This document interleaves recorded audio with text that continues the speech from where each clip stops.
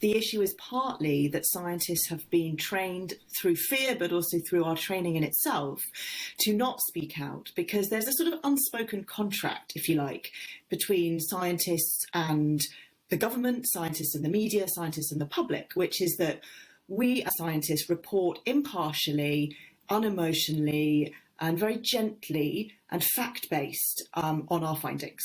And the contract is that if we impart the facts in a way that is just simple clarity, this is what's happening, this is the percentage certainty, this is how likely it is that by 2050 half the world's population won't have enough food and water to drink, which, by the way, is where we're heading.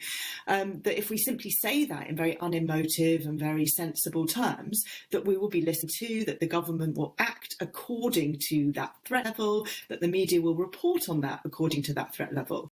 Scientists who are by nature, as Julia said, and as Aaron said, very cautious people. We're trained to absolutely look at everything that could go against our hypothesis of what's bad.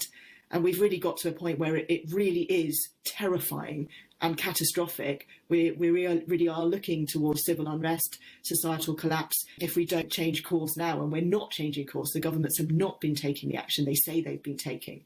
But if we actually put that in what this means, that's the equivalent to 5 atomic bombs worth of heat energy going off in our atmosphere every second. And it's that heat energy that's causing changes to our climate, not just heat, but extra rain, floods, storms, droughts, monsoons. And then we've got to look at what we're doing to our land. And when we put all this together, we get more diseases because of the extra heat. We get deforestation leading to damage to our soils. We get extreme weather leading to damage to our soils. When we put those together with loss of insects and loss of earthworms, we find soils that are going to be unable to grow crops. When we put that together with droughts and floods, we find that, in the next 10, 20 years, we're going to be severely compromised. We live in a globally interconnected society.